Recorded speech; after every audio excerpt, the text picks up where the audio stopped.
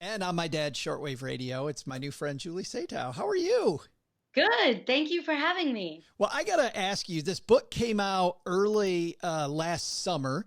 I Yeah, read about it everywhere. We were excited, but I was traveling, which is the best thing to do, Julie, during COVID. Uh, exactly. Are you tired of talking about the Plaza Hotel? Not at all. Never. It's such a rich topic. There's so many aspects of the hotel to talk about. So it's always interesting. Well, you do bring that up in a lot of the interviews that I've seen that you've done, that this hotel, different than a lot of landmarks, has so many personal attachments for different people. I mean, I remember being in Manhattan a few times, and always you walk by it, you know what that building is, right? Totally. Is it true? Were married at the Plaza Hotel? It's true. I was married there. Yes. Yes. And, Um, yeah, I even have photographic evidence of it. and did you pick it because of an attachment, or was it available? I mean, tell me that story. Yeah, there was a lot of pressure from my mother, which is which is part of it.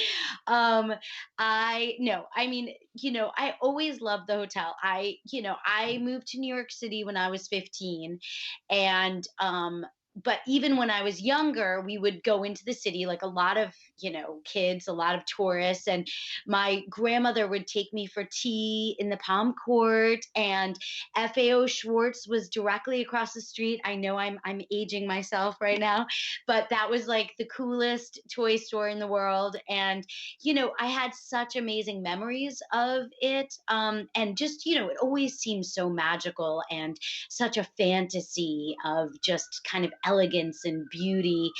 So yeah, we looked at some different places. Surprisingly, it was available, and the price was not crazy, even though you'd think, I mean, everything relative. Right. And my mom, really wanted me to do it there, and how could I say no? So What an iconic place to get married. Like, it's a place yeah. where I'm in Texarkana, Texas, Julie. I know where the Plaza Hotel is. There you go. Like, you'll have no idea where the hell I got married, you know? But that's so interesting. So let's dive into some of these stories, because this is a place where fortunes were made, fortunes were lost, rich people came. They employed so many different people. Take me back to opening day of the Plaza Hotel. Yeah. I've been reading the biography of Cornelius Vanderbilt. Hmm. One of his sons was involved in that opening day. Yes, so he played a very big starring role, Alfred Gwynne Vanderbilt. So it was October 1907. Um, it was sort of the ending, the waning days of the of oh, sorry, I just blanked out on uh what is the era? Oh, the Gilded Age. The I'm so Gilded sorry. Age. It Yeah. was the waning days of the Gilded Age, and the Vanderbilts owned, right around the corner from the plaza, the largest single family home in New York City history to this day. It was massive. It's where the Bergdorf Goodman department store now stands. And across the street from the plaza, there were all kinds of newspaper men lined up, and photographers waiting to see who was going to show up to be the first ever guest of this brand new hotel. And Alfred Gwynne pulls up in his dashing carriage with his top hat, and he was the first ever guest of the plaza. He was the first person to sign the guest registry, and it really sort of set the bar for what the hotel was going to be all about. He was at the time one of the wealthiest men in America, this dashing millionaire. So it really was, from the very beginning, kind of the epitome of glamour and wealth and celebrity.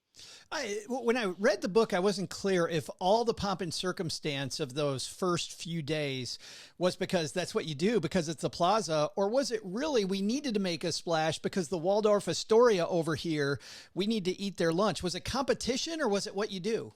Absolutely. I think it was a bit of both.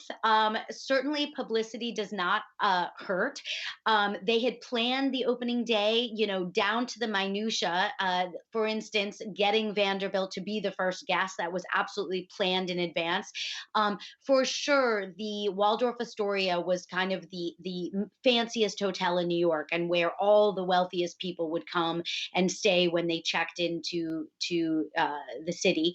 And so they wanted to compete with the Waldorf. Interestingly, it was the same architect who designed the original Waldorf Astoria, which is no longer around, who designed the plaza. And he said, that really the plaza was his masterpiece. It was a much more refined building. It was much more sort of modern elegance. The original Waldorf was much gaudier. And so they really were trying to beat the Waldorf at their own game and surpass it, which, in many respects they did. You had a passage in here I was also curious about: taxi cabs lined up around the corner. All of these cabs, new to the city. Was this the first time we'd seen taxi cabs in the city, or is this really the first just explosion of them? No, it was the very first day that the New York City taxi cab was ever introduced to New Yorkers. And obviously, it would go on to completely change the way most of us, used mass transit or transit. It was meant to, I was actually offered free, like anyone who checked into the plaza could use these taxis for free. They were lined up across the front of the hotel on the Fifth Avenue entrance. This was, they were black at the time. They were not the yellow cabs we all think of. They were dark colored. I think they were dark gray actually. And this was the first day, and they sort of piggybacked on the plaza's publicity to kind of get their own publicity and to say, hey, instead of horse-drawn hansom cabs, which is what everyone used to take these new amazing taxis. They're being offered in front of the Plaza Hotel. What could be more glamorous? How long do you think it took until the first person got cut in front of for a taxi? Well, it's interesting.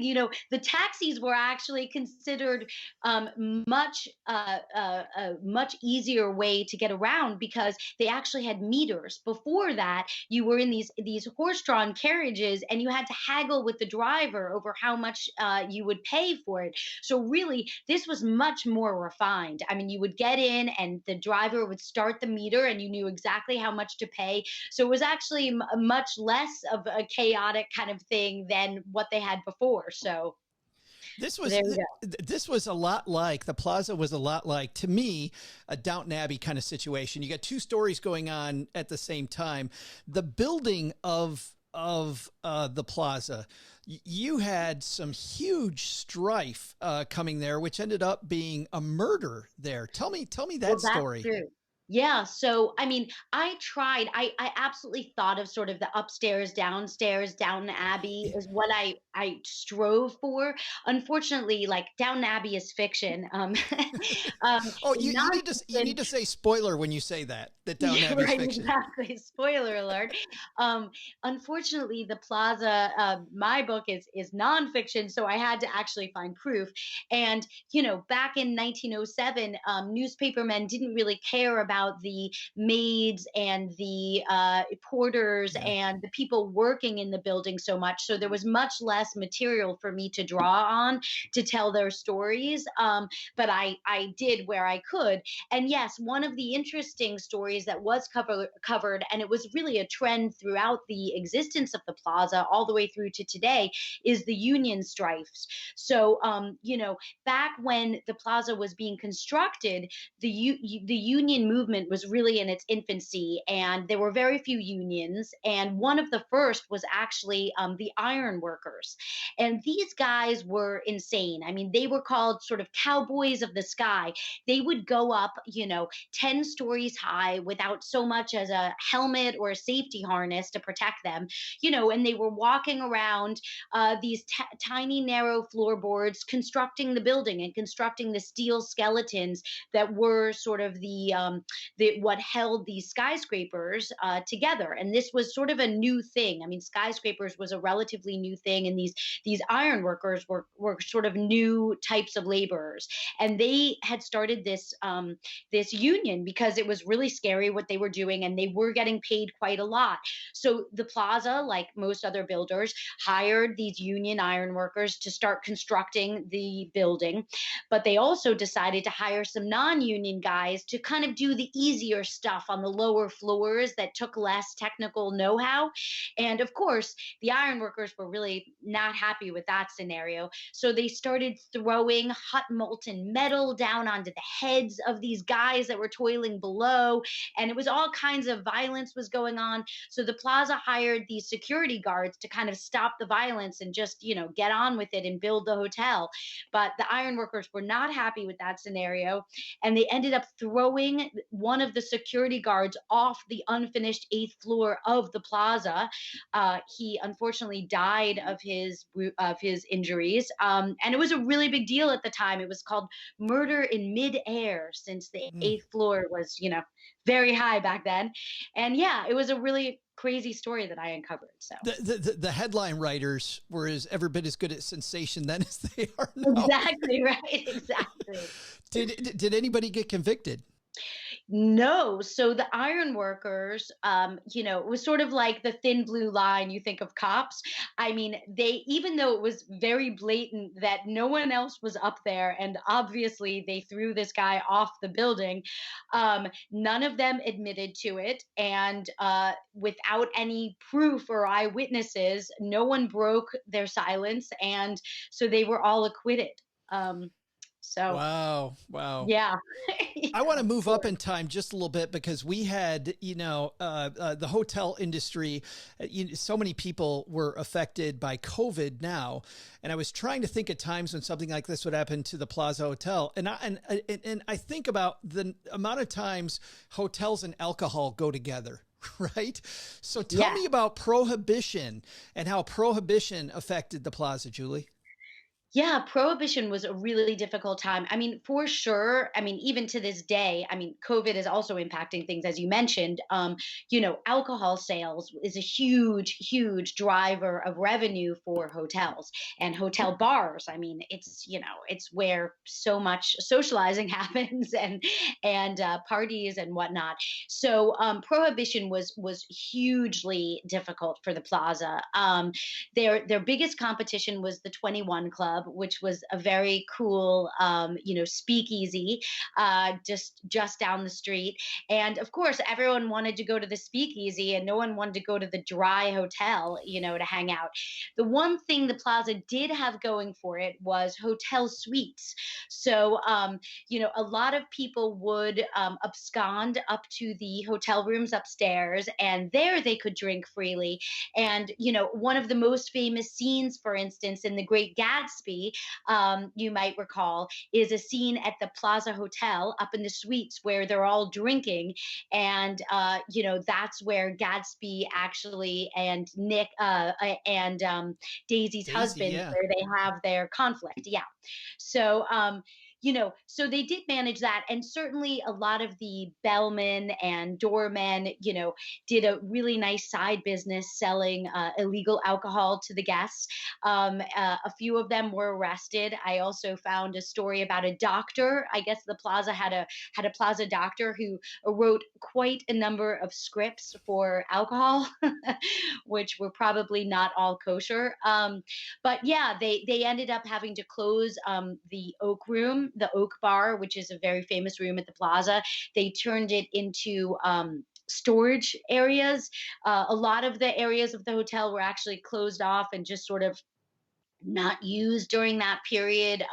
It also, coincided with the beginning of the Depression, so that did not help things. So it was a tough time. That doctor, by the way, I laughed. It wasn't funny for him, and I'm sure it wasn't funny at the time, but you said he lost his job. Yeah. I mean, it's, Sure. he was illegally prescribing alcohol to people. It's so today you're like, really? Come on. I know, right? Yeah. Yeah. Whole different world. You Really. brought up the depression. There is a story here, about how many, well, you've got so many stories, but about how many people just lost fortunes. People had nowhere to go. Tell me the story of Harry Black, who I believe, is he the same Black that was one of the co-founders? Yes. So Harry Black is, I mean, one of my favorite characters in the book. He was sort of a Trumpian character before Trump existed. He was the first ever real estate magnate in America, basically. And he also built the very famous Flatiron Building on 23rd Street Oh, in wow. Manhattan. He built Macy's Herald Square. He built a ton of buildings. And he built the plaza with a partner who happened to be a very wealthy butcher. The two of them partnered together to build the hotel, and they both lived at the plaza. Harry lived in a very elaborate penthouse on the top floor of the hotel, and he was kind of this amazing bachelor. He squired around many, many ladies. He was a regular in all the gossip pages in the 1920s. He was sort of this larger than life guy. He had his own Pullman railway car, and he would take it down to Florida every year. He was just this great kind of party guy who owned this amazing hotel. And he was also a really big believer in stocks. He was such a big believer that he even sort of created this idea of issuing stocks to fund his real estate projects, which was something that had never been done before. And that was all great during the jazz age. But of course, 1929, with the Wall Street crash, things got really, really tough for Harry. He lost most of his money, as many people did, and he was essentially ruined. He actually tried to drown himself in the bathtub of his plaza penthouse. His valet found him and he was revived. But in 1930, which was about 8 months later, he did die by a self-inflicted gunshot wound to his head in his mansion in Long Island. So, And his money was almost all gone. I mean, it was all, yeah. yeah. I mean, it was really, epitomized what, you'd think. I thought, you kind of have this idea of the crash and, bankers jumping out of the windows and, so many people ruined. There was actually not that many suicides. Comparatively, but he was one of them, and yeah, it was a really sad ending. Was it him in the book? Was he the one that got caught? Speaking of his Pullman car, was he the one that got caught during Prohibition? Yes, he got. It used to be a much bigger part of the book, but I had to diminish. I had to shrink it down because it didn't make sense to make it too big. But yes, he basically had alcohol stashed all throughout his Pullman railway car, and the security guard. It was parked in this train depot in Florida where he was like off partying, and the security guard sees the porter, his porter, carrying these boxes of bottles, and is sort of like, what's going on? So he comes over and he calls some of his guys, and they open up the Pullman car and find just like tons of illegal alcohol. So they arrest him. Harry is off drinking at some hotel, and they arrest him at like 2 o'clock in the morning and bring him to the prison, to prison. And he has to stand trial, and he gets off. He pays his bail, and he ends up being okay. He But did get off, but was there a scandal around it? there definitely was a scandal. New York hotelier gets arrested in Miami for drinking illegally. So yeah. I mean, the Plaza Hotel, with all its different owners, went through different times where they had financial difficulties too. Is that the worst time financially for the Plaza Hotel? I would have to say no. The Plaza. it did have a very tough time during the Depression, but Harry Black did quite a good job with publicity and making the hotel run well, and it was actually fine. It survived. It did go bankrupt once, only one time, and that was actually under the ownership of Donald Trump. So we're jumping far ahead into the. It was actually the early '90s. He bought the hotel sort of at the height of the go-go '80s, and he borrowed a ton of money to purchase it, and then he added more debt onto the property in order to buy a large yacht and an airline and several other things. So the poor plaza had so much debt on it that no matter how well it was doing, it did not earn enough to pay down all that debt. And so eventually it went through one of the several corporate bankruptcies that Trump oversaw. So. And you said that his ex-wife Ivanka actually did a really good job of managing it. She kept it full, made it the height of society at the time. That's true. She is the only female president of the Plaza that it's ever had in its 115 or so years now. And she did an excellent job. She had all sorts of fashion shows there. Eddie Murphy had his wedding there. It was like the place to be in the '80s when they owned it. But even though it was doing so well, it was really this debt service that Trump kept putting on the hotel that eventually did it in and caused the bankruptcy. There was a number. Tell me if this is wrong, but I think the number you said was the price tag when he bought it was $500 million a room. It was $500,000 a room. $500,000, So. $500,000 a room, but still. But it was at the time, it was a crazy price. And Sure. Trump admitted that he made a terrible deal to buy the hotel. He actually took out a huge full page ad in the paper saying, I paid a crazy sum for this hotel, but it's the Mona Lisa. It's the most amazing hotel in the world. And I just had to buy it. So I didn't care. I love I love the stories you mentioned. The Fitzgeralds, Scott and Zelda had a personal connection. Marilyn Monroe had an incident there. The Beatles, of course, there when they first came to America. The stuff during the Jazz Age, Julie, we could talk forever. But the book is called the Plaza, available everywhere, I assume. Yes, it's available everywhere. Your local bookstore. I always say support your local bookstore. But yes, it's available anywhere. It's now out in paperback. It's also an audiobook. And yeah, I hope you guys enjoyed it. I've got one last question for you. Oh, sure. What was the most surprising story? I can just, as I'm reading this, I'm just thinking about you and all the research you did. What was something you uncovered where you went, wow? I have to say, I guess the one thing we didn't talk about that's one of my favorite stories are the 39 widows of the Plaza Hotel. They were these old ladies I found that lived at the hotel off and on throughout all the decades that it was around. And a lot of they weren't all widows, but many of them were. And my favorite, I guess, would be this woman, Clara Bell Walsh. So to bring it back to prohibition and alcohol, she was from Kentucky and she loved Kentucky rum and bacon. And she was this very eccentric woman who was very wealthy, and she lived at the hotel, and she loved Broadway, and she was best friends with Ed Sullivan, for instance, and Amos and Andy and all these old Broadway stars. And she's actually credited with hosting the first ever cocktail party.